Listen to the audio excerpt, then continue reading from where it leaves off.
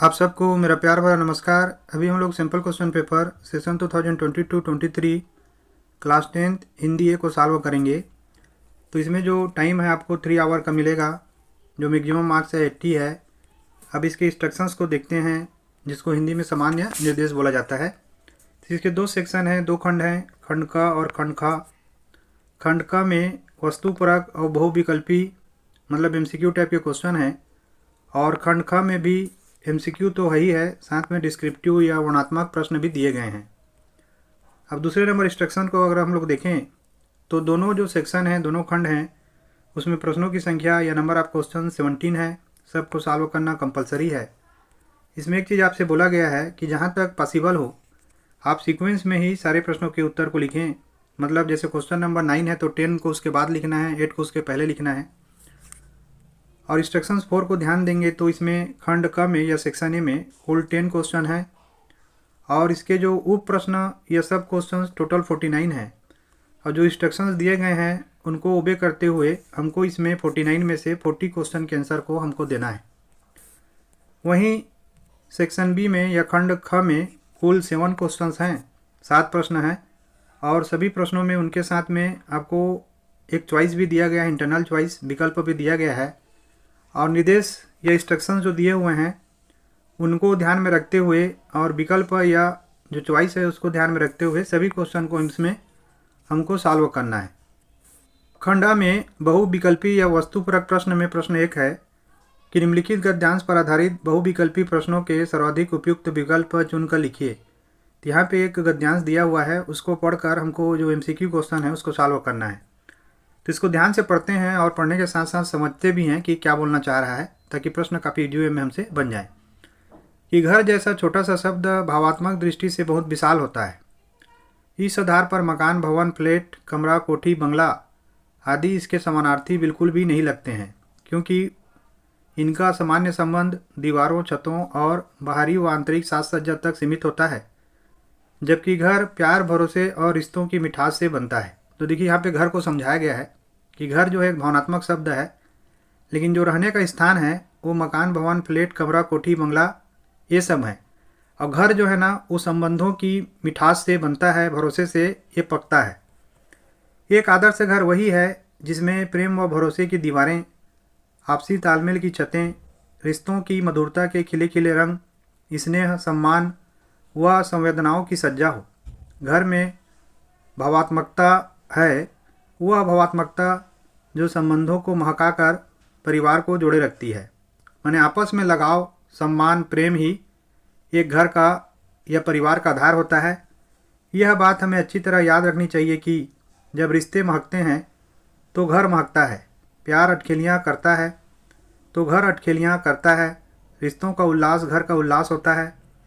इसलिए रिश्ते हैं तो घर है, और रिश्तों के बीच बहता प्रेम घर की नींव है।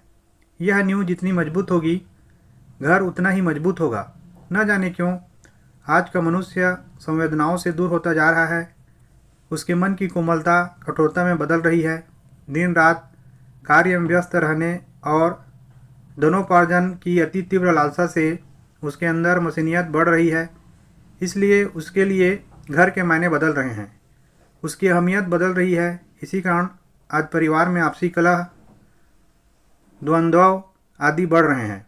तो देखिए यहाँ पे समझाया गया है कि समय के साथ लोग परिवार से दूर होते जा रहे हैं, आपसी प्रेम सद्भाव से दूर होते जा रहे हैं, क्योंकि उनका उद्देश्य नंबर 1 बनना है, अधिक से अधिक धन कमाना है, व्यस्त रहना है और खुद को मशीन बना देना है। आज की पीढ़ी प्राइवेसी, व्यक्तिगतता के नाम पर एकाकीपन में सुख खोज रही है। उसकी सोच मेरा कमरा मेरी दुनिया तक सिमट गई है। एक छत के नीचे रहते हुए भी हम एकाकी होते जा रहे हैं। काश सब घर की अहमियत समझें और अपना हम हटाकर घर को घर बनाए रखने का प्रयास करें।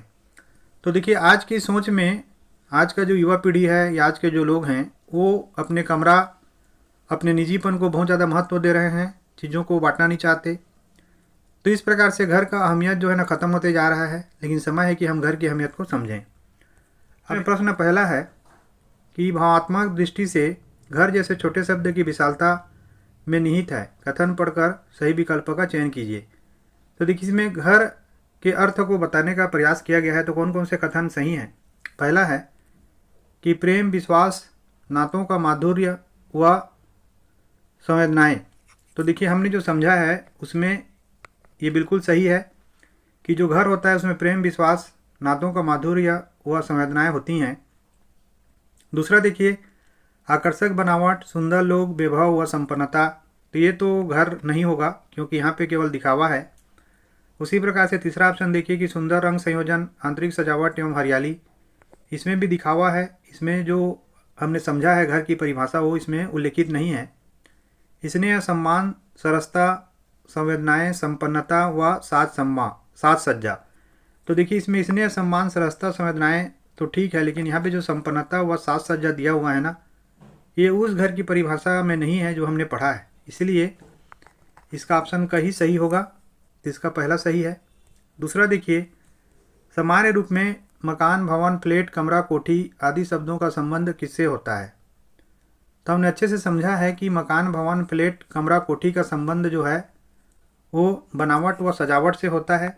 इसका घर से कोई लेना देना नहीं होता, न ही हृदय के भावनाओं से लेना देना होता है, न वैभव और समृद्धि से, न स्थानीय सुविधाओं से, बल्कि ये बेसिकली क्या है? बनावट और सजावट से संबंधित हैं। तो इसका ऑप्शन घ करेक्ट होगा। प्रश्न 3 है कि आज की पीढ़ी को सुख किसमें दिखाई दे रहा है? तो आज की पीढ़ी को जो सुख है वो निजी जीवन और एकांतिकता, माने खुद में जीने में उसको सुख दिखाई दे रहा है। वो किसी के साथ संबंध रखना नहीं चाहता। पहले के जैसे लोग आपस में संबंधित रहते थे उस प्रकार के संबंध को वो बनाए रखना नहीं चाहता। तो इसका ऑप्शन का सही होगा, निजी जीवन हुआ एकांतिकता में। और खा जो बोलता है कि पारिवारिक भावनात्मक संबंधों में, तो ऐसा नहीं है। और ग है बिना मेहनत सब कुछ मिल जाने में, ये भी हमने नहीं पढ़ा है। और धन कमाने के लिए जी तोड़ मेहनत करने में, तो ये भी नहीं है। उसके बाद प्रश्न 4 देखिए, गद्यांश में प्रेम को घर का क्या बताया गया है? तो देखिए, इसमें प्रेम को जो है ना घर का आधार बताया गया है, क्योंकि घर का निर्माण ही ना प्रेम के आधार से होता है, प्रेम के बेस पे बनता है। इसीलिए इसका ऑप्शन ख सही होगा, आधार। और इसमें जो बाकी ऑप्शन है, आभूषण नहीं होगा, भरोसा भी नहीं होगा और उल्लास भी नहीं होगा। अब प्रश्न 5 देखिए, सर्सन रीजन क्वेश्चन है कथन और कारण वाले। तो कथन ए और कारण आर को पढ़कर उपयुक्त विकल्प चुनिए। कथन ये है कि आदमी के अंदर संवेदनाओं की जगह मशीनियत बढ़ती जा रही है। बिल्कुल सही है। आज के समय में हम लोग देख रहे हैं कि जो संवेदना है वो ख़त्म होकर मशीनीपन बढ़ते जा रहा है। कारण आर दिया हुआ है कि व्यस्तता और अर्थोपार्जन की अति महत्वाकांक्षा ने उसे यहाँ तक पहुँचा दिया है। ये भी बिल्कुल सही है कि आज का आदमी अत्यंत व्यस्त है और केवल पैसा कमाने में लगा हुआ है, और उसके जो एम्बिशन है उसके कारण उसके अंदर में जो फीलिंग्स है उसके जगह मशीनाइजेशन बढ़ रहा है। मतलब इसमें कथन ए भी सही है और कारण आर जो है ना उसकी सही व्याख्या कर रहा है। तो इसका ऑप्शन ग सही होगा कि कथन ए सही है और कारण आर कथन ए की सही व्याख्या है। प्रश्न 2 है, निम्नलिखित 2 पद्यांशों में से किसी एक पर आधारित बहुविकल्पी प्रश्नों के सर्वाधिक उपयुक्त विकल्प चुनकर लिखिए। तो इसमें 2 पद्यांश हैं, 2 पोयम दिए हुए हैं, उनसे रिलेटेड जो MCQ क्वेश्चंस है उसके करेक्ट आंसर को हमको लिखना है। तो चलिए पढ़ते हैं। सच हम नहीं, सच तुम नहीं, सच है महज संघर्ष ही। संघर्ष से हट कर जिए तो क्या जिए, हम या कि तुम। इसमें बताया गया है कि सत्य न तो तुम हो ना सत्य मैं हूँ। सत्य जो है ना वो संघर्ष है। अगर संघर्ष से कोई हट कर जी रहा है तो उसका मतलब तुम्हारा और मेरा जीना जो है ना वो जीवन नहीं है। जो न तो हुआ वह अमृत हुआ, जो वृंद से झर कर कुसुम, जो पंथ भुला रुका नहीं, जो हार देख झुका नहीं, जिसने मरण को भी लिया हो जीत है जीवन वही। सच हम नहीं, सच तुम नहीं, सच है महज संघर्ष ही। तो देखिए, जो झुक गया है, जो रुक गया है वो मरे हुए के समान है। बिल्कुल उसी प्रकार से जिस प्रकार से किसी पेड़ से या किसी लता से जो फूल गिर के मर जाता है, और जो रुकता नहीं है, जो हार को देखकर झुकता नहीं है, वो ऐसा व्यक्ति होता है वो मृत्यु को भी जीत लेता है और उसी का जीवन जीवन है। और आगे बोला गया है कि सच हम नहीं है, सच तुम नहीं हो। सत्य जो है ना वो केवल संघर्ष है। ऐसा करो जिससे न प्राणों में कहीं जड़ता रहे, जो है जहाँ चुपचाप अपने आप से लड़ता रहे। तो इसमें बताया गया है कि किसी को जड़ होने की ज़रूरत नहीं है, हारने रुकने और थकने की ज़रूरत नहीं है। और जैसे भी परिस्थितियाँ हों उसमें लड़ने की आवश्यकता होता है, परिवर्तन लाने की ज़रूरत पड़ती है। जो भी परिस्थितियाँ मिलें, कांटे चुभें, कलियाँ खिलें, टूटे नहीं इंसान, बस संदेश यौवन का यही, सच हम नहीं सच तुम नहीं। तो देखिए आगे इसमें कवि बोल रहे हैं कि जैसे भी परिस्थितियाँ हों, जैसे भी कंडीशन मिले, चाहे कष्ट हो या खुशी हो, अर्थात सुख हो या दुख हो, हम टूटना नहीं चाहिए इंसान को। और यही जो संदेश है ना वो जवानी का है। जवानी कोई उम्र या अवस्था नहीं होता, ये मानसिक हालात होता है। उसके आगे पढ़ते हैं तो अपने हृदय का सत्य अपने आप हमको खोजना, अपने नयन का नीर अपने आप हमको पहुँचना। तो देखिए अपने अंदर के सत्य को खुद हमको खोजना है, सही गलत का फैसला खुद हमको करना है और अपने आँख के आंसू को खुद हमको पूछना है, अर्थात अपने अंदर की सच्चाई को भी खोजना है और अपने कष्टों का निवारण भी खुद हमको खोजना है। आकाश सुख देगा नहीं, धरती पसीजी है कहीं। आकाश मतलब कहीं और से हमको सुख नहीं मिलेगा, अपने कर्मों से ही, अपने परिश्रम से ही हमको सुख मिलेगा। और क्या हमने कभी देखा है कि धरती जो है ना पसीजी हो, किसी और के लिए दया दिखाया हो धरती ने? हर एक राही को भटक कर ही दिशा मिलती रही। तो देखिए हर कोई व्यक्ति जो गलत करता है फिर गलत करके सही दिशा में चलता है, उसको यहाँ पे बोला गया है कि कोई भी राह चलने वाला भटक कर ही सही दिशा में चलता है, सच हम नहीं सत्यम नहीं। तो देखिए ये जगदीश गुप्त की रचना है। अब चलिए इसके प्रश्नों को देखते हैं। प्रश्न पहला है कि इस कविता के केंद्रीय भाव हेतु दिए गए कथनों को पढ़कर सबसे सही विकल्प चुनिए। कथन है कि पहला है, प्रतिकूलता के विरुद्ध जूझते हुए बढ़ना ही जीवन की सच्चाई है।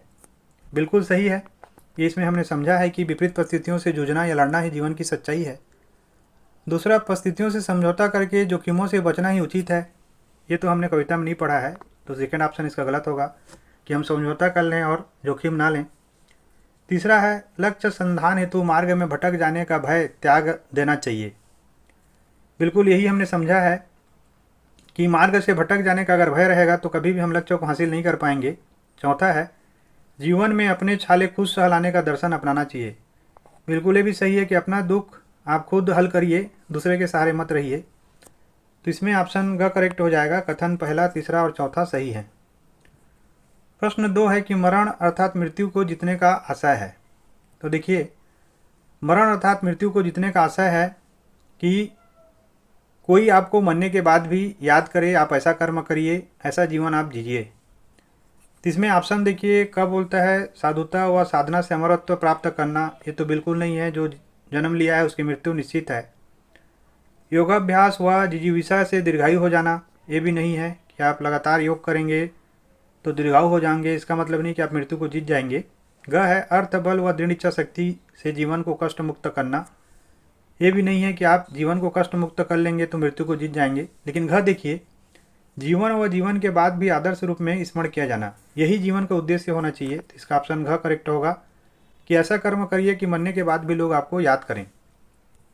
प्रश्न 3 है, आकाश सुख देगा नहीं, धरती पसीजी है कहीं का अर्थ है कि।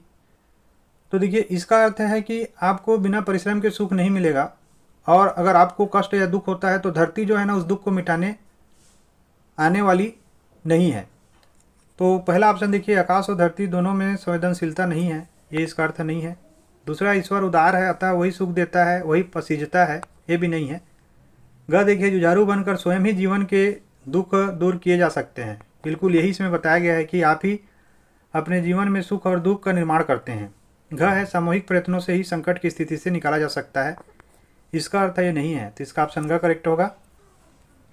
प्रश्न 4 देखिए, अपने आप से लड़ने का अर्थ है। तो देखिए अपने आप से लड़ने का अर्थ है कि अपनी कमजोरियों को दूर करना और अपने आप के ऊपर कठोरता लाकर खुद में परिवर्तन लाना। तो ऑप्शन का है इसमें कि अपनी अच्छाई व बुराइयों से भली भांति परिचित होना, ये अपने आप से लड़ने का अर्थ नहीं है। किसी मुद्दे पर दिल और दिमाग का अलग सोचना, ये भी नहीं है। ग देखते हैं, अपने किसी निर्णय के लिए स्वयं को संतुष्ट कर लेना, ये भी नहीं है। घ देखते हैं, अपनी दुर्बलताओं की अनदेखी ना करके उन्हें दृढ़ता से दूर करना, यही जो है ना अपने आप से लड़ने का अर्थ है। अब अगला प्रश्न देखते हैं, युवावस्था हमें सिखाती है कि कथन पढ़कर सही विकल्पों का चयन कीजिए। तो देखिए युवावस्था हमको सिखाती है कि स्वयं को चैतन्य, गतिशील, आत्मालोचक व आशावादी बनाए रखें। बिल्कुल सही है कि हम डायनामिक रहें, जागरूक रहें, खुद के बारे में सोचें और हमेशा पॉजिटिव सोचें। दूसरा जो है, सजग रहें, जीवन में कभी कठिन परिस्थितियाँ उत्पन्न ही ना होने दें। ये तो ऐसा नहीं सिखाता, ऐसा तो हो ही नहीं सकता कि जीवन में कठिन परिस्थितियाँ ना उत्पन्न हो। तीसरा देखते हैं कि सुख दुख उतार चढ़ाव को भाग्यवादी बनकर स्वीकार करना सीखें। बिल्कुल गलत है। भाग्यवादी बनने से समस्याओं का समाधान नहीं होगा, समस्याएं जस की तस रहेंगी और सुख और दुख का भी निर्माण हम खुद करते हैं। चौथा देखते हैं कि प्रतिकूल परिस्थितियों के आगे घुटने न टेकें बल्कि दो दो हाथ करें। बिल्कुल सही है कि अगर परिस्थितियाँ विपरीत हैं तो उससे सामना करना ही हमको सिखाता है। ये जो कथन बोला है वो, इसमें देखिए पहला और चौथा सही है, तो इसका ऑप्शन ख करेक्ट हो जाएगा। कथन पहला और चौथा सही है। प्रश्न 2 का अथवा है कि फसल किसान के कच्चे अधपके सपनों की लहलहाती आस है या उसके हृदय की गहराइयों में अंकुरित एक विश्वास है। यह विश्वास है। तो यहाँ पे फसल की विशेषताओं को बताया गया है कि फसल जो है किसी किसान के सपनों का एक लहलाता हुआ आशा होता है। उसी के ऊपर किसान का भविष्य जो है निर्भर करता है। उसके हृदय की गहराइयों में एक अनंत विश्वास रहता है। यह विश्वास है ढही हुई दीवार की चिनाई का, 18 पार कर चुकी बेटी की सगाई का, परचुनिए की उधारी चुकाने का, मन के सपनों को नए परिधान पहनाने का, इसी विश्वास की सलामती के लिए। तो देखिए एक ऐसा विश्वास है कि उससे जो दीवार उसका गिर गया है उसको फिर से खड़ा करेगा, जो बेटी बड़ी हो गई है उसका सगाई करेगा, जो दुकान का उधारी है उसको छूटेगा, और जो मन में उसका एक सपना है कि मैं नए कपड़ा पहनूंगा, ये सब का जो विश्वास है वो उसके लिए फसल है।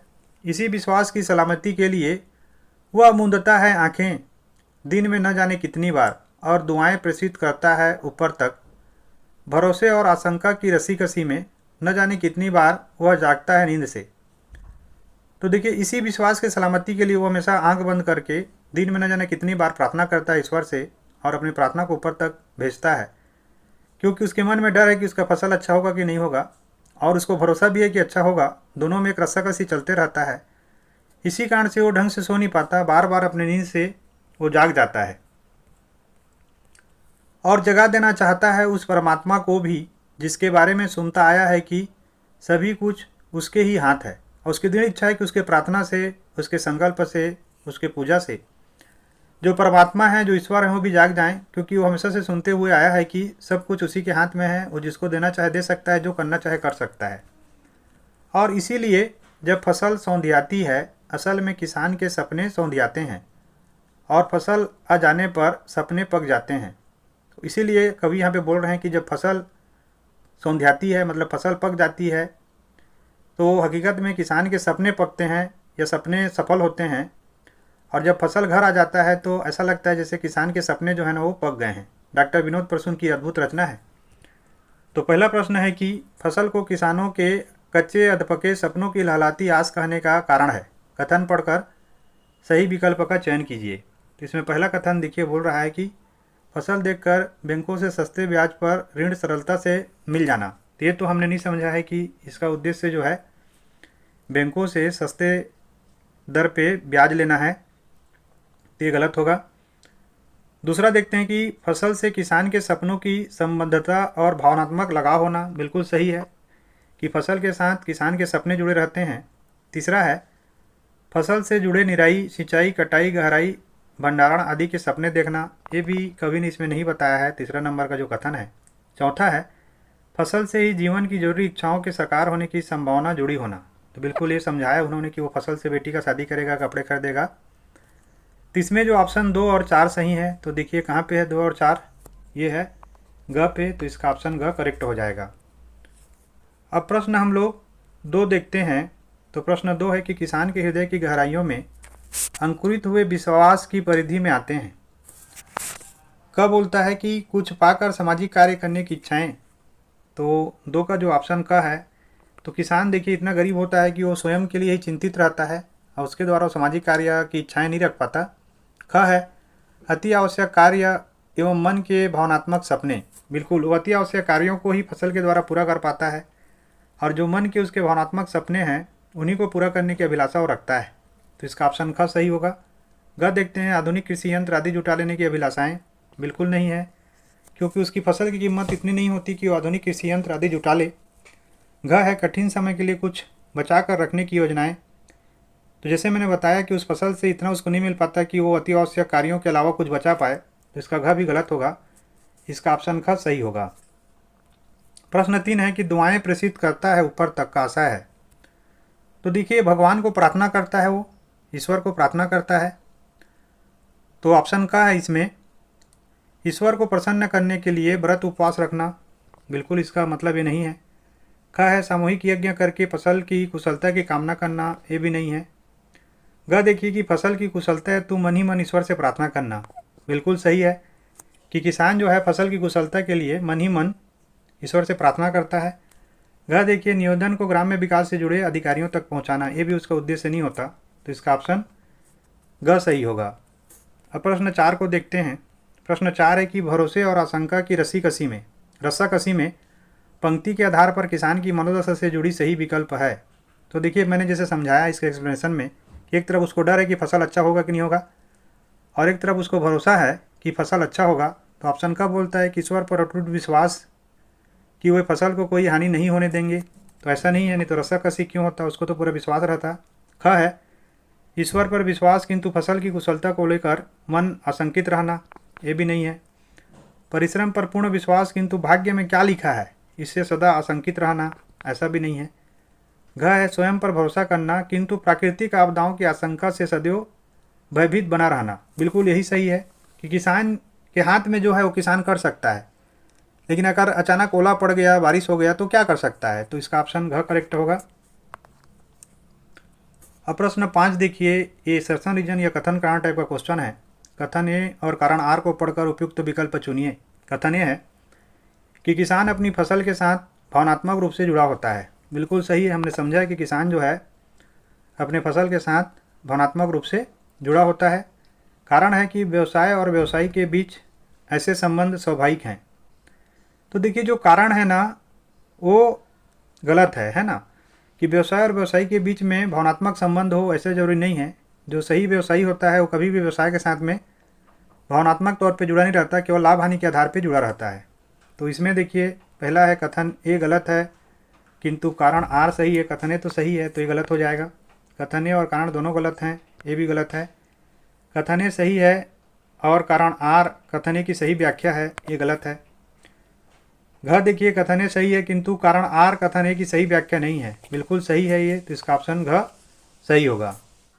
अब प्रश्न 3 देखिए कि निर्देशानुसार रचना के आधार पर वाक्य भेद पर आधारित 5 बहुविकल्पी प्रश्नों में से किन्हीं 4 प्रश्नों के उत्तर दीजिए। इसमें रचना के आधार पर वाक्य भेद आपने ग्रामर में अच्छे से समझा होगा, चलिए मैं और समझा देता हूँ आप लोगों को। पहला प्रश्न है कि न तो तुम वहाँ जा सके न ही मैं, इसका सरल वाक्य होगा। तो देखिए, ये एक मिश्रित वाक्य है क्योंकि यहाँ पे अल्प विराम का प्रयोग हुआ है। इसमें एक प्रधान वाक्य होता है और दूसरा आश्रित उपवाक्य होता है।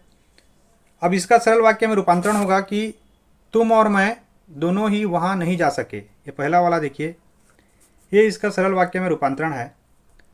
इसमें ध्यान रखिएगा कि सरल वाक्य में न तो मिश्रित वाक्य के लक्षण मिलेंगे और न ही संयुक्त वाक्य में जो संयोजक, समुच्चय बोधक, अव्यय होते हैं ना, वो मिलेंगे। जैसे कि यहाँ पे और देखिए, ये संयुक्त वाक्य है, यहाँ पे अल्प विराम है तो मिश्र वाक्य है, यहाँ पे देखिए अल्प विराम है, तो इसीलिए इसका ऑप्शन क सही हो जाएगा, है ना। इसको पहचानने का तरीका मैं बताते जा रहा हूँ।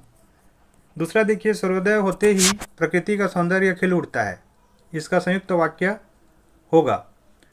अब देखिए, संयुक्त वाक्य के लिए और का उपयोग होना चाहिए। अगर और दिया हुआ है तो आपको वहाँ पे समझ लेना है कि ये संयुक्त वाक्य है। और के अलावा भी और सारे शब्द होते हैं, उसको आप अच्छे से समझ सकते हैं। तो यहाँ पे देखिए, सूर्योदय होता है और प्रकृति का सौंदर्य खिल उठता है। साथ ही साथ इसमें दोनों वाक्य अपने आप में पूर्ण होते हैं। संयुक्त वाक्य में कोई वाक्य दूसरे के ऊपर निर्भर नहीं होता। अब इसमें देखिए, सूर्योदय होता है और प्रकृति का सौंदर्य खिल उठता है, दोनों वाक्य पूर्ण है और के साथ जुड़े हुए हैं, इसीलिए इसका ऑप्शन ख करेक्ट हो जाएगा। और बाकी जो ऑप्शन है कि सूर्योदय होने पर प्रकृति का सौंदर्य खिल उठता है, ये न तो संयुक्त वाक्य है और न ही ये मिश्र वाक्य है। अब ये मिश्र वाक्य है, देखिए कि जब सूर्योदय होता है तब प्रकृति का सौंदर्य खिल उठता है, क्योंकि यहाँ पे अल्प विराम है जैसे मैंने बताया है। लास्ट वाले में भी देखिए कि क्योंकि सूर्योदय होता है इसलिए प्रकृति का सौंदर्य खिल उठता है, तो यहाँ पे भी अल्प विराम है। अब अगला प्रश्न देखते हैं, तीसरा नंबर है कि आपके आवाज़ उठाने पर सभी आपके साथ खड़े हो जाएंगे, इसका मिश्र वाक्य होगा। तो मिश्र वाक्य के लिए सबसे बेहतरीन तरीका है जिससे तुरंत आप पहचान जाएंगे कि अल्प विराम या कामा किसमें है। तो इसमें ध्यान से देखेंगे आप, तो जो कामा है वो ख में है, यहाँ पे है ना कामा, तो आप आवाज़ उठाएंगे तो सभी आपके साथ खड़े हो जाएंगे। दूसरा इसको पहचानने का तरीका है कि वाक्यों की निर्भरता, एक वाक्य पे दूसरा वाक्य निर्भर करता है। अब यहाँ पे देखिए क्या बोल रहा है कि आप आवाज़ उठाएंगे, तो जब आवाज़ उठाएगा तो सभी आपके साथ खड़े हो जाएंगे, मतलब इस वाक्य के ऊपर इस वाक्य का निर्भरता है। तो ये मिश्र वाक्य का पहचान है, तो इसका ऑप्शन ख करेक्ट हो जाएगा। और बाकी में देखिए यहाँ पे अल्प विराम नहीं है, आपकी आवाज़ उठाते ही सभी आपके साथ खड़े हो जाएंगे। यहाँ पे और है तो संयुक्त वाक्य है, और यहाँ पे भी अल्प विराम नहीं है इसलिए है। उसके बाद चौथा नंबर देखिए कि निम्नलिखित वाक्यों में मिश्र वाक्य पहचान कर नीचे दिए गए सबसे सही विकल्प को चुनिए। तो जैसे मैंने मिश्र वाक्य के लक्षण बताए हैं कि एक वाक्य दूसरे वाक्य पर निर्भर रहता है और इसमें अल्प विराम का उपयोग किया जाता है। तो इसमें पहला देखिए कि आप कह सकते थे कि यह गलती आपने नहीं की है, तो इसमें देखिए मिश्र वाक्य के कोई लक्षण नहीं है, तो ये जो पहला है ये गलत होगा, ये मिश्र वाक्य नहीं है। दूसरा देखिए, यदि आप अपना पक्ष रखते, यहाँ पे अल्प विराम है तो मिश्र वाक्य होगा, तो अवश्य निर्दोष सिद्ध होते। और दोनों वाक्य निर्भर करते हैं कि वो पक्ष रखता तब निर्दोष सिद्ध होता। उसके बाद थर्ड नंबर देखिए कि जब आपने गलती की ही नहीं है तो उसका दंड आपको क्यों मिलेगा। तो देखिए वो गलती नहीं किया है तो उसका दंड वो क्यों भोगेगा, ये दोनों भी निर्भर हैं, ते भी मिश्र वाक्य है, सेकंड वाला भी मिश्र वाक्य है। चूँकि दोषी कोई और है इसलिए आप यह दोष अपने ऊपर बिल्कुल मत लीजिए। यहाँ पे देखिए और का उपयोग हो रहा है इसलिए का उपयोग हो रहा है, और कहीं पे भी अल्प विराम नहीं है, ये भी मिश्र वाक्य नहीं है। तो इसमें जो है ना सेकेंड और थर्ड जो है, मतलब ऑप्शन ख जिसमें बोलता है कि कथन सेकेंड और थर्ड ही यहाँ पे मिश्र वाक्य हैं। अब क्वेश्चन नंबर हम लोग 5 देखते हैं कि कॉलम 1 को कॉलम 2 से सम्मिलित कीजिए, मैच द कॉलम टाइप का क्वेश्चन है, और उसके हिसाब से हमको विकल्प यहाँ पे चुनना है। कॉलम ए बोलता है कि बिल्ली आई और दूध पी गई। तो देखिए बिल्ली आई एक पूर्ण वाक्य है, दूध पी गई एक पूर्ण वाक्य है, और दोनों संयोजक जो शब्द है और से जुड़े हुए हैं, तो सीधा संयुक्त वाक्य होगा। उसके बाद देखिए दूसरा है, यदि दूध बाहर ना रखा होता तो बिल्ली ऐसा नहीं कर पाती। तो यहाँ पे देखिए अल्प विराम है, मैंने बताया जो भी अल्प विराम होगा वो सीधा क्या होगा, मिश्र वाक्य होगा। और दूसरा ये दोनों निर्भर हैं कि अगर दूध बाहर नहीं रखा होता तो बिल्ली नहीं कर पाती, तो ये मिश्र वाक्य होगा 2 का थर्ड नंबर। और तीसरा देखिए, हमें बिल्ली का जूठा दूध फेंकना पड़ा, तो ये सरल वाक्य है क्योंकि इसमें किसी भी प्रकार के मिश्र वाक्य और संयुक्त वाक्य वाले लक्षण नहीं है। तो ये बहुत ईजी तरीका है, तो इसमें से ऑप्शन हो जाएगा फर्स्ट का सेकंड। देखिए फर्स्ट का सेकंड ख और घ तीनों में है। दूसरा का देखिए, दूसरा का 2 बार में ग और घ में यहाँ पे फर्स्ट दिया है, तो फर्स्ट तो है नहीं, मिश्र वाक्य है, इसका ऑप्शन ख सही होगा। ये फर्स्ट का सेकंड, थर्ड का सेकंड का थर्ड, और ये जो थर्ड है उसका ये फर्स्ट, तो इसका ऑप्शन ख करेक्ट हो जाएगा। प्रश्न 4 है कि निर्देशानुसार वाच्य पर आधारित 5 बहुविकल्पी प्रश्नों में से किन्हीं 4 प्रश्नों के उत्तर दीजिए। तो वाच्य होता है वॉइस, याद रखिए ना, वॉइस के ऊपर बेस्ड 5 यहाँ पे MCQ क्वेश्चन है जिसमें से 4 को सॉल्व करना है। क्वेश्चन पहला है, कॉलम 1 को कॉलम 2 के साथ सम्मिलित कीजिए और सही विकल्प चुनकर लिखिए। यहाँ पे सम्मिलित का मतलब होता है मिलाइए, मैच द कॉलम वाला क्वेश्चन है ये। तो कॉलम 1 में है कि भारत द्वारा मैच जीत लिया गया, और कॉलम 2 में बोल रहा है 3 वाच्य दिया हुआ है, तो भारत द्वारा मैच जीत लिया गया। तो यहाँ पे देखिए किसकी प्रधानता है, इसमें जो कर्ता है ना उसकी प्रधानता नहीं है, बल्कि जो कर्म है ना उसकी प्रधानता है, तो इसीलिए क्या होगा, ये कर्म वाच्य हो जाएगा। मैंने पहले का दूसरा होगा। फिर सेकंड देखते हैं कि गेंदबाजों ने मैच में बेहतरीन प्रदर्शन किया। तो देखिए यहाँ पे जो ने का उपयोग होता है, तो ने होता है कर्तरी वाच्य में, तो सेकंड का फर्स्ट हो जाएगा। और उसके बाद है कि विपक्षी बल्लेबाजों से क्रीज पर रुका नहीं जा सका। तो इसमें देखिए भाव को बताया जा रहा है, क्या क्या नहीं जा सका, तो रुका नहीं जा सका, तो ये भाव वाच्य है। इसीलिए इसका ऑप्शन का करेक्ट हो जाएगा कि 2 का पहले फर्स्ट का सेकंड, सेकंड का फर्स्ट और थर्ड जो है ना सही सम्मिलित है। सेकंड है कि इनमें कर्मवाच्य का उदाहरण है। तो कर्मवाच्य के लिए सबसे बढ़िया तरीका है कि उसमें जो कर्ता है ना उससे प्रभाव को हटाकर कर्म पे लाया जाता है। इसमें से जैसे शब्दों का उपयोग होता है। तो इसमें का ऑप्शन देखिए कि रवीना गज़ल नहीं गा पाती है। तो देखिए रवीना और गज़ल का संबंध यहाँ पे डायरेक्ट है। रवीना से जो कर्म है उसको हटाया नहीं गया है। ख देखिए कि रवीना से गज़ल नहीं गाई जाती है। देखिए रवीना से गज़ल नहीं गाई जाती है, ये बिल्कुल कर्मवाच्य है, क्योंकि रवीना से गज़ल नहीं गाई जाती है तो से के माध्यम से यहाँ पे रवीना जो करता है उससे प्रभाव को कर्म के ऊपर लाया गया है। ग देखिए रवीना पैदल नहीं चल पाती है। तो ये रवीना पैदल नहीं चल पाती है, ये तो नहीं होगा क्योंकि यहाँ पे कोई शब्द का उपयोग नहीं है। और घ देखिए कि रवीना से पैदल नहीं चला जाता है। तो ये जो है ना वाक्य ही अपने आप में अशुद्ध है कि रवीना से पैदल नहीं चला जाता है। तो इसका जो ऑप्शन होगा वो ऑप्शन ख करेक्ट होगा। प्रश्न 3 है कि इनमें कर्तृवाच्य का उदाहरण है। तो इसमें कर्तृवाच्य का उदाहरण देखिए, कर्तृवाच्य में जो प्रधानता है ना वो कर्ता का होता है। पहला देखिए चलो अब घर चलें। चलो अब घर चलें ये वर्तमान काल में भी है और इसमें कर्ता की प्रधानता भी है, तो यही कर्तृवाच्य है। चलो अब घर चला जाए ये नहीं होगा, चला जाए, इसमें जाए आ जा रहा है। और कैरम के बाद अब शतरंज खेली जाए ये भी नहीं है। और हमारे द्वारा, इसमें द्वारा का उपयोग हो रहा है, इसमें के बाद का उपयोग हो रहा है। शतरंज खेली जा सकती है। तो ये तीनों वाक्य जो है ना कर्तृवाच्य में नहीं होंगे। इसमें कर्तृवाच्य का उदाहरण जो है ना केवल का है, चलो अब घर चलें। प्रश्न 4 है कि दादी जी पढ़ नहीं सकती, इसका भाववाच्य होगा।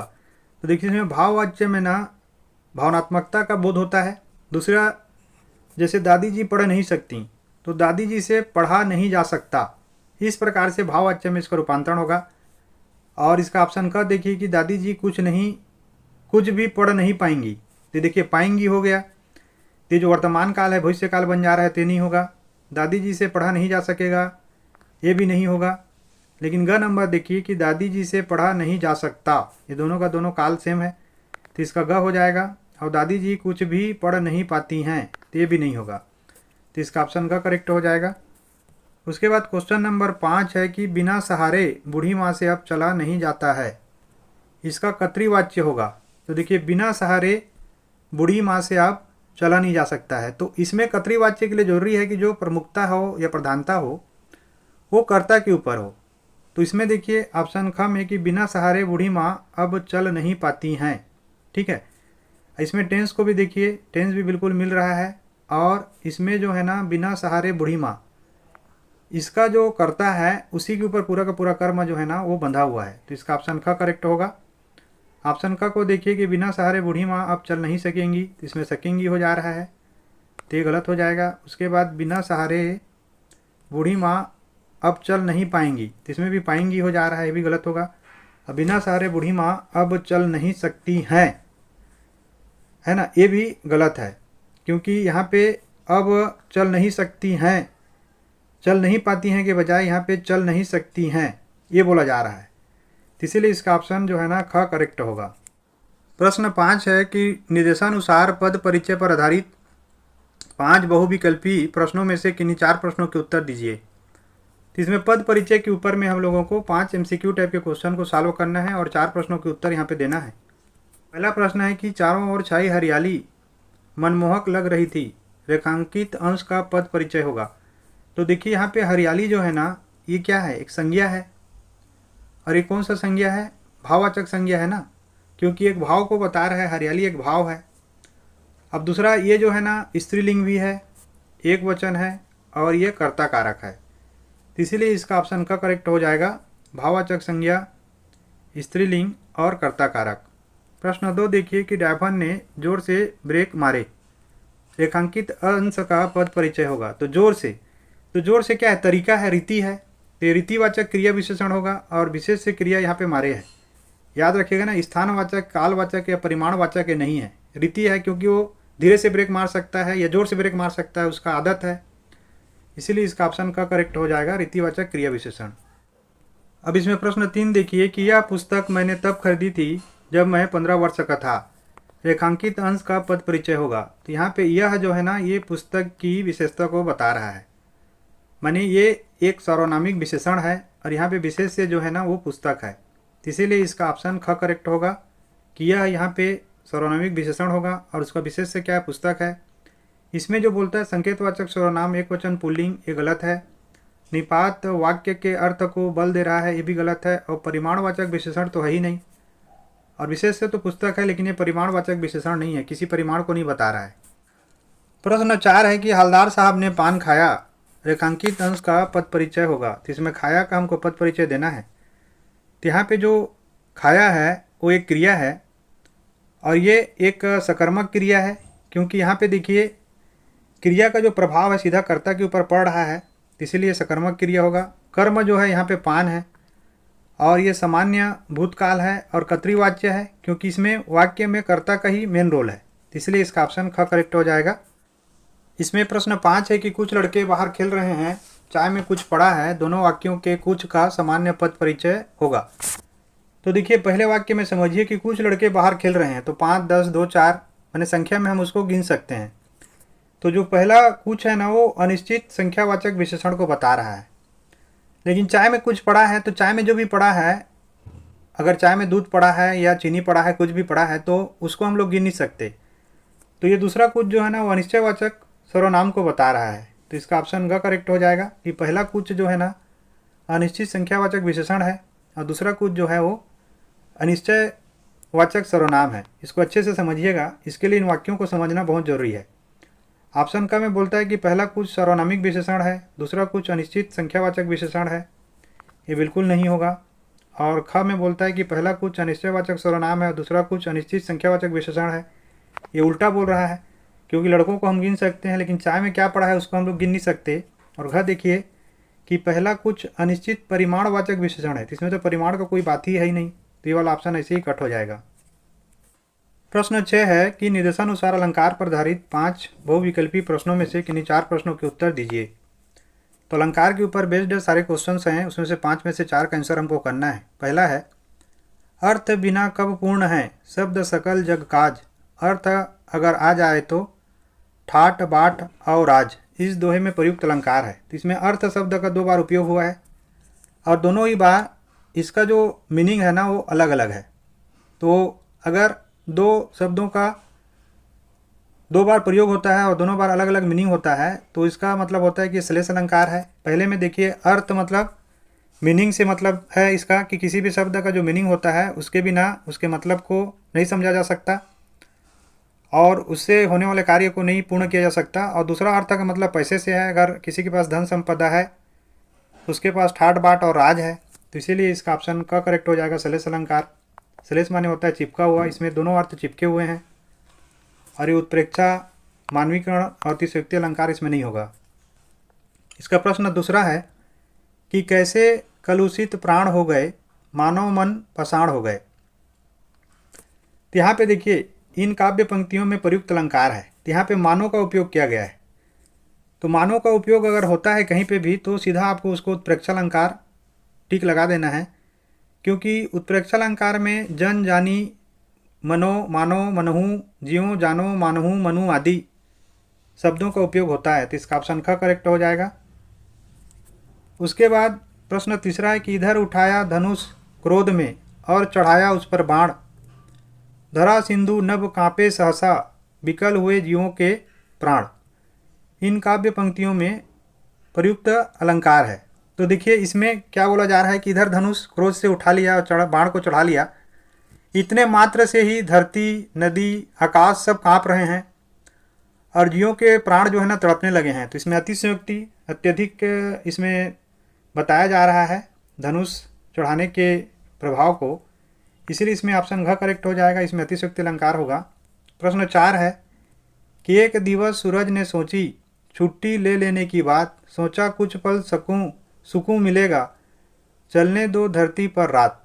तो एक बार सूरज ने सोचा कि अब छुट्टी ले लूँ मैं भी, ताकि मेरे को भी एक पल सुकून मिल जाएगा, और उसका इच्छा था कि धरती पर रात चलता ही रहे। इन काव्य पंक्तियों में प्रयुक्त अलंकार है। तो देखिए इसमें सूरज को इंसान की तरह माना गया है कि जो व्यक्ति लगातार काम कर करके थक जाता है वो छुट्टी लेके कुछ दिन आराम करना चाहता है, और जो काम करते रहता है वो सोचता है कि वो नहीं करेगा तो भी जो भी हो देख लिया जाएगा। तो इसमें मानवीकरण है कि सूरज को मानव के समान या मानवीय गुणों के समान माना गया है, तो इसका ऑप्शन ग करेक्ट हो जाएगा। इसमें प्रश्न 5 देखते हैं कि कहती हुई यूँ उतरा के नेत्र जल से भर गए, हिम कणों से पूर्ण मानो हो गए पंकज नए। तो यहाँ पे देखिए उत्तरा जो बोल रही थी उसके बोलते बोलते आंखों में पानी भर गए, आंसू आ गए। ऐसा लग रहा था कि हिम कणों से पूर्ण मानो हो गए पंकज नए। तो इसमें मानव का उपयोग किया गया है। जैसे मैंने बताया जहाँ पे भी मानव का उपयोग होगा वहाँ पे जो अलंकार होगा वो उत्प्रेक्षा अलंकार होगा। तो इन काव्य पंक्तियों में प्रयुक्त अलंकार उत्प्रेक्षा है। प्रश्न 7 है कि निम्नलिखित पठित गद्यांश पर आधारित बहुविकल्पी प्रश्नों के सर्वाधिक उपयुक्त विकल्प चुनकर लिखिए। तो ये गद्यांश हम लोग पढ़ चुके हैं। चलिए मैं पढ़ता हूँ और आशा करता हूँ आप लोग इसको अच्छे से समझ गए होंगे। कि कुछ नहीं पूछ पाए हालदार साहब, कुछ पल चुपचाप खड़े रहे, फिर पान के पैसे चुकाकर जीप में आ बैठे और रवाना हो गए। बार बार सोचते क्या होगा उस कौम का जो अपने देश की खातिर घर गृहस्थी जवानी जिंदगी सब कुछ होम देने वालों पर भी हंसती है और अपने लिए बिकने के मौके ढूंढती है। दुखी हो गए। 15 दिन बाद फिर उसी कस्बे से गुजरे। कस्बे में घुसने से पहले ही ख्याल आया कि कस्बे की हृदय स्थली में सुभाष की प्रतिमा अवश्य ही प्रतिष्ठापित होगी, लेकिन सुभाष की आंखों पर चश्मा नहीं होगा क्योंकि मास्टर बनाना भूल गया और कैप्टन मर गया। सोचा आज वहाँ रुकेंगे नहीं, पान भी नहीं खाएंगे, मूर्ति की तरफ देखेंगे भी नहीं, सीधे निकल जाएंगे। ड्राइवर से कह दिया चौराहे पर रुकना नहीं, आज बहुत काम है, पान आगे कहीं खा लेंगे। लेकिन आदत से मजबूर आंखें चौराहा आते ही मूर्ति की तरफ उठ गईं। कुछ ऐसा देखा कि चीखे रोको। जीप स्पीड में था। ड्राइवर ने जोर से ब्रेक मारे। रास्ता चलते लोग देखने लगे। जीप रुकते न रुकते हालदार साहब जीप से कूदकर तेज तेज कदमों से मूर्ति की तरफ लपके और उसके ठीक सामने जाकर अटेंशन में खड़े हो गए। मूर्ति की आंखों पर सरकंडे से बना छोटा सा चश्मा रखा हुआ था, जैसे बच्चे बना लेते हैं। हालदार साहब भावुक हैं। इतनी सी बात पर उनकी आंखें भर आईं। तो देखिए इसमें जो हमने समझा है इसमें ही बताया गया है कि हलदार साहब सोचने लगते हैं कि उस देश का क्या होगा जो उस देश के लिए मर मिटने वाले लोगों के ऊपर भी हंसी उड़ाता है। और वो सोचते हैं कि चूंकि अब कैप्टन मर गया है और जो मास्टर है उसने मूर्ति पे चश्मा बनाया नहीं है, तो अब कैप्टन के मरने के बाद इस गांव में ऐसा कौन है, इस कस्बे में कौन है जो उसमें चश्मा डालेगा। और वो सोचते हैं कि अब उस जगह को नहीं रुकेंगे, वहाँ पे पान भी नहीं खाएंगे, उस मूर्ति को देखेंगे भी नहीं। लेकिन अचानक से जब जाते हैं तो एक नज़र पड़ता है तो देखते हैं कि उसमें सरकंडे का जो चश्मा लगा रहता है, उस चश्मा को देखकर उनका हृदय गदगद हो जाता है, मन में आशा भर जाता है। क्योंकि ऐसे चश्मे बच्चे बनाते हैं। बच्चे भले ही गरीब हैं लेकिन उनके मन में एक सम्मान का भाव है कि नेताजी की आंखों में चश्मा होना चाहिए, अर्थात स्वतंत्रता संग्राम सेनानियों को सम्मान मिलना चाहिए। तो ये जो मैंने समझाया इसी के ऊपर ये पूरा का पूरा गद्यांश है। अब प्रश्नों को देखते हैं। पहला प्रश्न है कि हालदार साहब क्या सोचकर दुखी हो गए। तो जैसे कि हम जान रहे हैं कि हालदार साहब जो है ना देशभक्तों के मजाक उड़ाने वाली बात को सोचकर दुखी हो गए। तो इसमें देखिए सेकंड वाला ऑप्शन कि देशभक्तों का मजाक उड़ाने वाली बिकाऊ कौम को देखकर वो दुखी हो गए। ऑप्शन का बोलता है कि नेताजी की मूर्ति की आंखों पर चश्मा न देखकर ये कारण नहीं था। ग है घर गृहस्थी जवानी जिंदगी अति की बीती हुई बातें सोचकर ये भी नहीं है। और घ है देश में अलग अलग कौमों की विचारधारा में बहुत अंतर देखकर ये भी नहीं है। तो पहला का ऑप्शन ख करेक्ट होगा। इसके बाद प्रश्न 2 देखिए कि सुभाष चंद्र बोस की मूर्ति की आंखों पर चश्मा नहीं होगा। हालदार साहब ऐसा क्यों सोच रहे थे। जैसे कि मैंने आपको समझाया कि मास्टर जो है इसको बनाना भूल गया था और कैप्टन की मृत्यु हो गई थी। तो इसका ऑप्शन ग देखिए कि मूर्तिकार मास्टर की भूल और कैप्टन की मृत्यु के कारण। क में देखिए कि कैप्टन के सारे चश्मे बिक जाने के कारण, ऐसा नहीं है। ख है कि कैप्टन के गंभीर रूप से बीमार हो जाने के कारण। कैप्टन तो मर चुका था, बीमारी वाली बात नहीं है। और घ है नटखट बच्चों द्वारा चश्मा बार बार उतार दिए जाने के कारण। ते भी नहीं है। तो इसका ऑप्शन ग करेक्ट हो जाएगा। प्रश्न देखिए कि हालदार साहब की आदत से मजबूर आंखों ने क्या किया। तो मैंने जैसे भी बताया कि वो चुपके से देखे, चौराहा आते ही उनकी आंखें जो है ना मूर्ति की ओर उठ गईं। तो इसका ऑप्शन ग करेक्ट हो जाएगा कि चौराहे पर आते ही स्वभावतः मूर्ति की ओर उठ गईं। ये इसका करेक्ट ऑप्शन होगा। कब बोलता है कि चौराहे पर आते ही पान की दुकान खोजने लगीं। तो ऐसा नहीं हो, तो सोच रहे थे कि अब पान नहीं खाएंगे। ख है कि उन्होंने कैप्टन का स्मरण किया और वे नम हो गईं। ये भी नहीं है। और घ है कि बांस के चश्मे लगाकर उन्हें बेचते हुए कैप्टन को बांस पर चश्मे लगाकर उन्हें बेचते हुए कैप्टन को खोजने लगी। ते भी नहीं है। तो इसका ऑप्शन ग करेक्ट हो जाएगा। इसके बाद प्रश्न क्रमांक इसमें चौथा देखिए। चौथा जो प्रश्न है हालदार साहब क्यों चीख पड़े। तो देखिए अचानक उन्होंने देखा हालदार साहब ने कि मूर्ति पे जो है ना सरकंडे का चश्मा लगा है, उसके कारण वो चीख पड़े। तो इसका ऑप्शन क होगा कि नेताजी की मूर्ति पर सरकंडे का चश्मा लगा देखकर।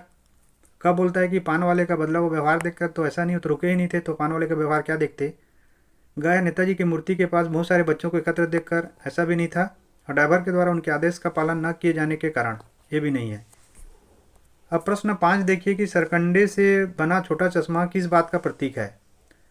तो देखिए सरकंडे से बना छोटा चश्मा जो है ना, वो देशभक्तों के प्रति श्रद्धा और सम्मान का प्रतीक है। भले ही वो सरकंडे का था, लेकिन वो किसको बता रहा था? श्रद्धा और सम्मान को। तो इसीलिए इसका ऑप्शन घ करेक्ट हो जाएगा। और कब बोलता है राष्ट्रीय धरोहरों को संरक्षण देने का? इसका प्रतीक नहीं है। हस्तकला के प्रति बढ़ रहे अनुराग का भी नहीं है। और घ है सरकंडे जैसे वनस्पति को संरक्षित करने का भी नहीं है। तो इसका ऑप्शन घ करेक्ट हो जाएगा। प्रश्न 8 है कि गद्य पाठों के आधार पर निम्नलिखित 2 बहुविकल्पी प्रश्नों के सर्वाधिक उपयुक्त विकल्प चुनकर लिखिए। तो जो हमने पढ़ा है उसके ऊपर ये 2 प्रश्न हैं। पहला है कि बाल गोविंद भगत साधु की सभी परिभाषाओं पर किन गुणों के कारण खरे उतरते थे। तो देखिए बाल गोविंद भगत जो है ना, वो भले ही गृहस्थ थे, लेकिन गृहस्थ रहते हुए साधु की तरह जीते थे।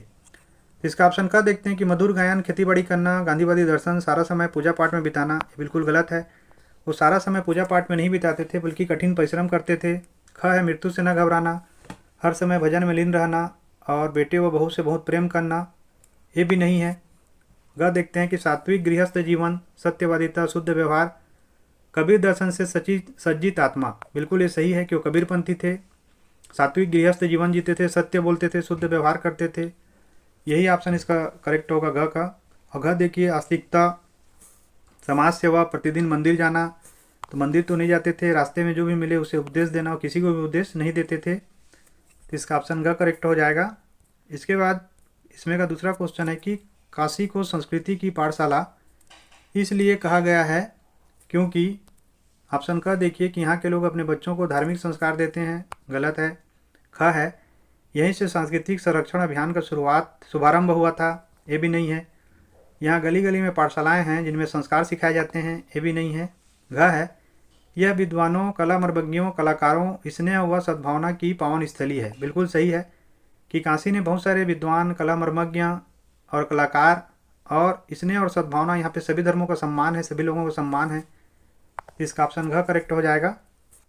प्रश्न 9 है कि निम्नलिखित पठित पाठ्यांश पर आधारित बहुविकल्पी प्रश्नों के सर्वाधिक उपयुक्त विकल्प चुनकर लिखिए। तो जो पद्यांश हमने पाठ्य पुस्तक में पढ़ा है उसी के ऊपर ये बेस्ड है। चलिए पढ़ते हैं और सॉल्व करते हैं कि तार सप्तक में जब बैठने लगता है उसका गला, प्रेरणा सांस छोड़ती हुई उत्साह अस्त होता हुआ, आवाज़ से राख जैसे कुछ गिरता हुआ, तभी मुख्य गायक को ढंढांस बंधाता, कहीं से चला आता है संगतकार का स्वर। तो देखिए जब मुख्य गायक बैठ के प्रेरणा के साथ उत्साह उसका अस्त होने लगता है, प्रेरणा उसका सांस छोड़ने लगता है, उत्साह उसका गिरने लगता है और उसकी आवाज़ जो है ना राग के समान गिरती हुई प्रतीत होती है, तभी मुख्य गायक को संतावना देना या ढांढस देना, किसका स्वर उसके साथ में आता है? जो संगतकार उसके साथ में बैठा रहता है उसका स्वर कहीं से चला आता है, ऐसा इसमें कवि बता रहे हैं। कवि का उद्देश्य यहाँ पे संगतकार के महत्व को बताना है। कभी कभी वह यूं ही दे देता है उसका साथ, यह बताने के लिए कि वह अकेला नहीं है, और यह कि फिर से गाया जा सकता है गाया जा चुका राग। तो देखिए कभी कभी वो अचानक से उसका साथ दे देता है, किसका? मुख्य गायक का संगतकार, यह बताने के लिए कि वो अकेला नहीं है, या फिर यह बता रहा है वो कि जो गाया जा चुका राग है उसको फिर से गाया जा सकता है, और उसकी आवाज़ में जो खिंचक साफ सुनाई देती है, या अपने स्वर को ऊंचा ना उठाने की जो कोशिश है उसे विफलता नहीं, उसकी मनुष्यता समझा जाना चाहिए। तो देखिए संगतकार खुद को छुपाकर मुख्य गायक को आगे उठाता है, मुख्य गायक को आगे बढ़ाना उसका प्रयास रहता है, इसलिए उसकी आवाज़ में खिंचक साफ साफ सुनाई देती है।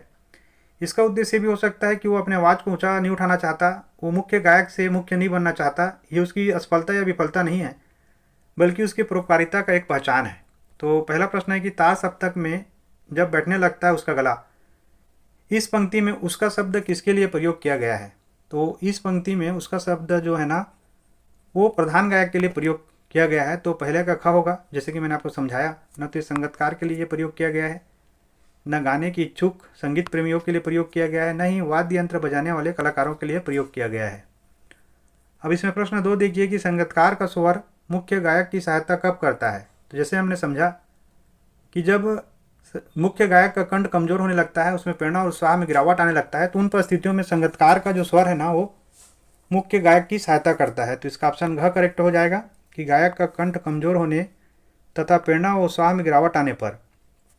इसमें ऑप्शन का देखिए कि जब ऐसा करने के लिए उसका मन उसे कहता है, ये नहीं होगा। ख है जब गायन को प्रभावी बनाकर वह वाही वाही लूटना चाहता है, ये भी नहीं होगा। और गायक के द्वारा किसी पंक्ति विशेष को गाने का आग्रह किए जाने पर ते भी नहीं होगा, तो इसका ऑप्शन घ करेक्ट होगा। प्रश्न 3 है कि संगतकार किसका प्रतीक है। तो देखिए संगतकार जो है ना, किसी की सफलता में निस्वार्थ सहयोग करने की भावना का प्रतीक है। ये हमने अच्छे से समझा है, तो इसका ऑप्शन घ देखिए कि किसी की सफलता में निस्वार्थ सहयोग करने की भावना का प्रतीक है, यही इसका सही ऑप्शन होगा। और बाकी जो ऑप्शन को देखते हैं तो संगीत को पागलपन की हद तक चाहने वाले जज्बात का बिल्कुल नहीं है। स्वर को साधने के लिए अनवरत की जाने वाली साधना का ये भी नहीं है। मनोरंजन, माधुर्य, मनुष्यत्व, अपनत्व, प्रतिबद्धता व प्रेरणा का ये भी नहीं है। तो प्रश्न 4 इसमें अगला प्रश्न है कि कभी कभी संगतकार गायक का यूं ही साथ क्यों देता है। हमने अच्छे से समझा है कि वह यह संदेश देना चाहता है मुख्य गायक को कि वह अकेला ना समझे, उसके साथ में कोई ना कोई बैठा है। तो इसका ऑप्शन ख करेक्ट हो जाएगा कि उसे यह संदेश देने के लिए कि वह स्वयं को अकेला ना समझे। क में देखिए अपने आप को उसके समकक्ष प्रदर्शित करने के लिए है, तो संगतकार का उद्देश्य होता ही नहीं है। ग है वो मुख्य गायक की कमजोरियों से पूरी तरह परिचित होता है, ये भी नहीं है। और घ देखिए उसे विश्वास होता है कि बीच बीच में गाने से गाने की मधुरता बनी रहेगी, तो ये भी नहीं है। तो इसका ऑप्शन ख करेक्ट हो जाएगा। अब प्रश्न देखिए यहाँ पे प्रिंटिंग मिस्टेक है, 5वें नंबर को 4 लिखा गया है, तो इसको 5 मानिएगा कि संगतकार की मनुष्यता किन कार्यों से प्रकट होती है। तो हमने अच्छे से समझा है कि वो स्वयं को विशिष्ट नहीं बनाता है, प्रधान गायक को विशिष्ट बनाता है, उसके लिए वो प्रयास करता है, अपने आप को निर्मूल मानता है। तो इसका ऑप्शन का देखिए कि स्वयं को विशिष्ट न बनाकर प्रधान गायक की विशिष्टता बढ़ाने से उसकी मनुष्यता जो है ना प्रकट होती है। तो ये जो 5वां क्वेश्चन है इसका आंसर ग होगा। बाकी ऑप्शन देखते हैं कि प्रधान गायक की सेवा में सदैव श्रद्धापूर्वक जुटे रहने से ये नहीं है।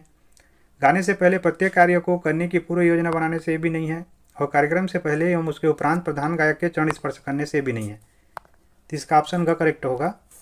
प्रश्न 10 है कि पद्य पाठों के आधार पे जो पद्यांश या कविताएं हमने पढ़ा हुआ है उसके आधार पे निम्नलिखित 2 बहुविकल्पी प्रश्नों के सर्वाधिक उपयुक्त विकल्प चुनकर लिखिए।